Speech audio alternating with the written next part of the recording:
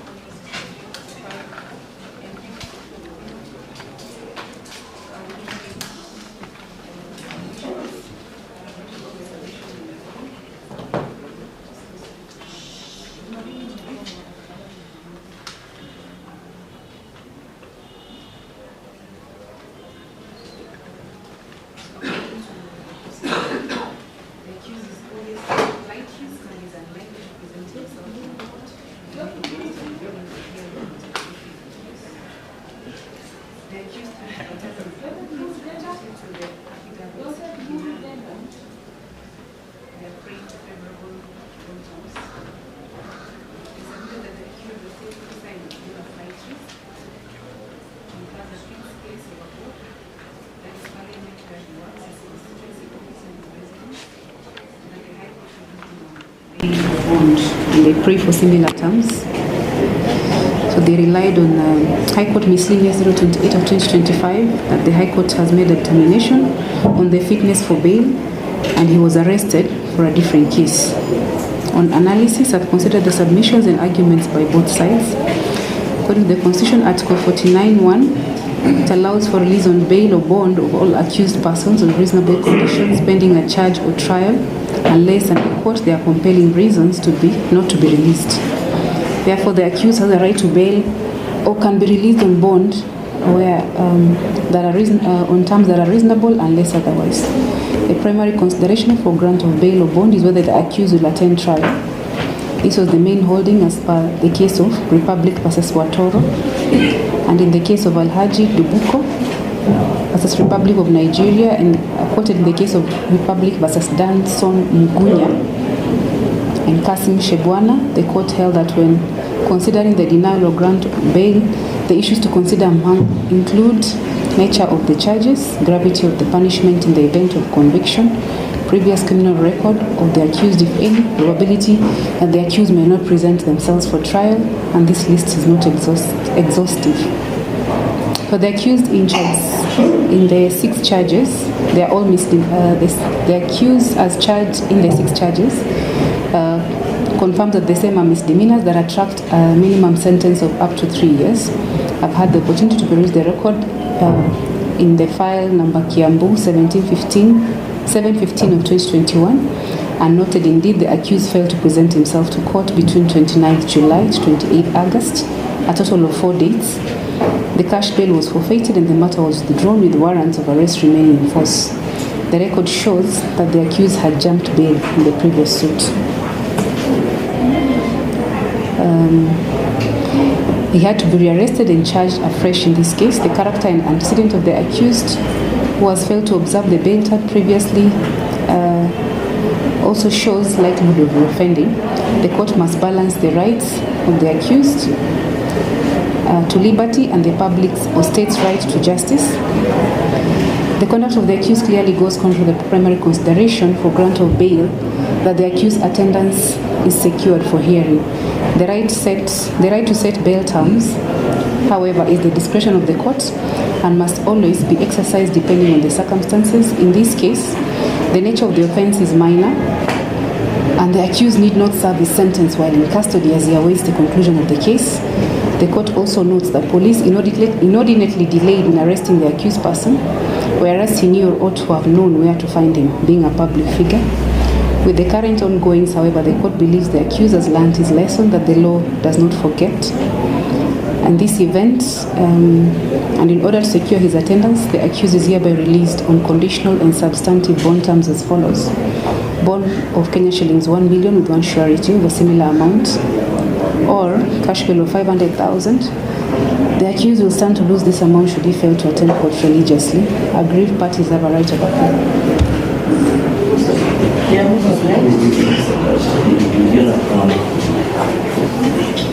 You most obliged by the decision of the court to admit our client to bail. However, when we appeared before the DCI on the 18th of this month, and as indicated previously that we had appeared for different offense and late offense, the DCI confiscated our client's funds. As days went by, they dropped those proposed charges and decided to reinstate the matter that you referred to. And while doing that, Your Honor, they continued to retain our client's properties unlawfully. And now that this matter is before you, Your Honor, this court is competent enough to issue orders against the DCI to release our client's fund forthwith. I say so because, Your Honor, those proceedings have formed the basis of these proceedings. Those files have found themselves before you, and the court can grant that order in pursuit of sustaining our client's rights. The DCI sen has not indicated, or they have not shown the reason why they should continue holding our client's fund, and therefore is not able to transact business, and the most important business of paying the defense counsels. So that, Your Honor, the release of that fund will facilitate our ability to earn a livelihood. You're most obliged. Your Honor, we thank you for the reasonable bail terms. However, Your Honor, as you have observed, the accused person did not show up in court, and it took a long time for him to be brought back here.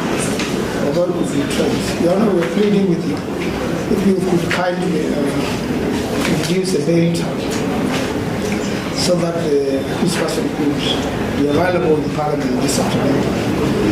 It may look as if life is easy for members of Parliament, but it is equivalent to the bail term.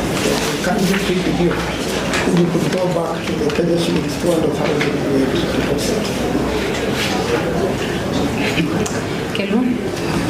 I know you're just chewing your words as to what you want to say. Let's start with the I have to report that Mr. Mango is telling me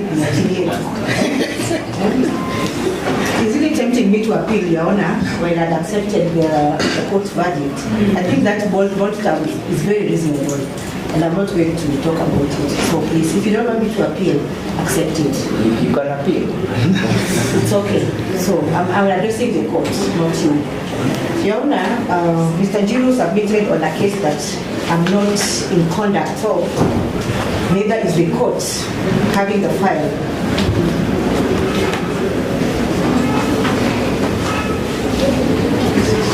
I see that matter in the media as well as the sea, so I cannot comment on it. And I will ask the court also to disregard that, because the police have not served me with any, have not brought any file for us to consider and make a decision.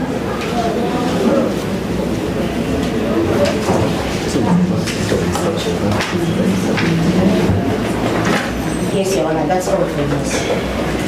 Carolyn, anything to add?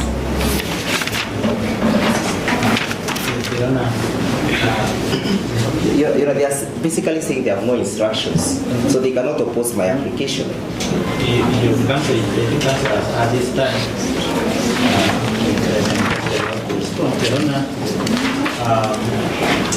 We respect and the ruling of the court is in order from our side on the issue of bond terms. And I think the same should not be disturbed beyond that point. On the issue of the mobile phone that is said to be in custody of the DCI, Rona, we are not in a position to respond to your application because we are not seized of that matter that is currently pending before the DCI. And therefore, we believe that our application would not have formed part of the proceedings in this case because the mobile phone is not an exhibit in this case. An exhibit. And I think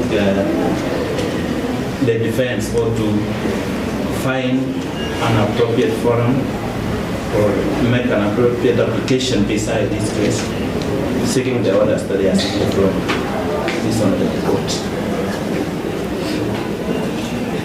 That's all. Any response? That's okay. You can. Yes. So this is the last ruling I'm making, and then I'm transferring this matter to my colleague to proceed. I'll make it very brief.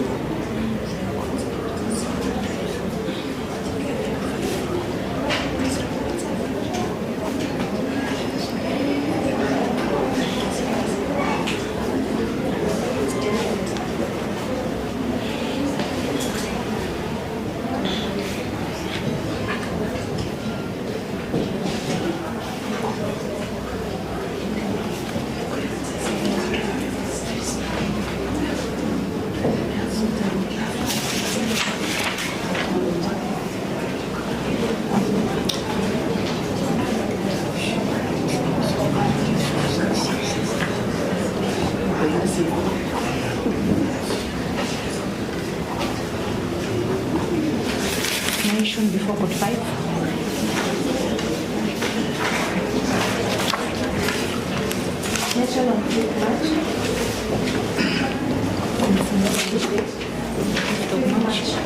So the issue of the phones indeed does not form part of the proceedings before this court. The parties can file an appropriate application that can be effectively responded to by the prosecution of the DCI. The bond term shall remain as is unless reviewed by the trial court or the High Court. Parties have a right of appeal on that one. And this matter is admitted to Code 5 for hearing and determination, mentioned 5th of March. Most obliged.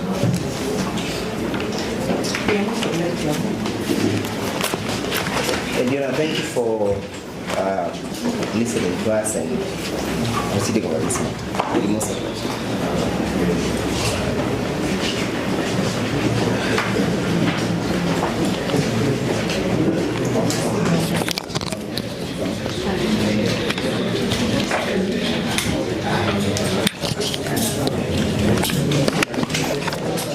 Na pengine kama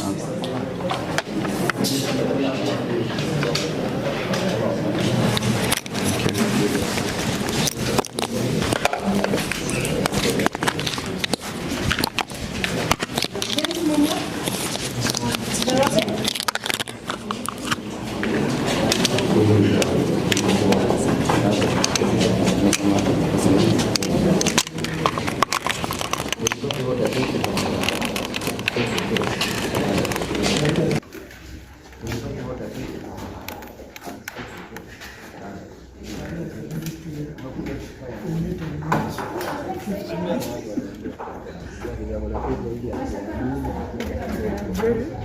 low. We are not abiding citizens.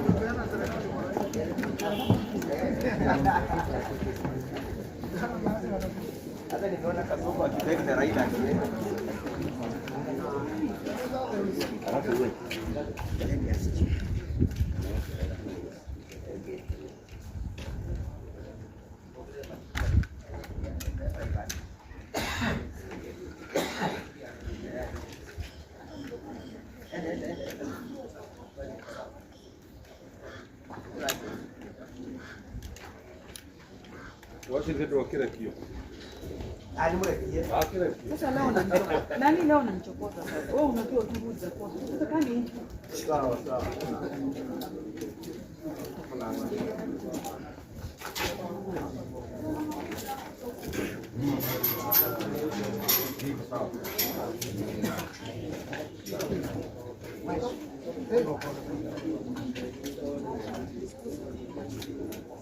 yeye imeisha. Kama una shughuli hapa turudi huko.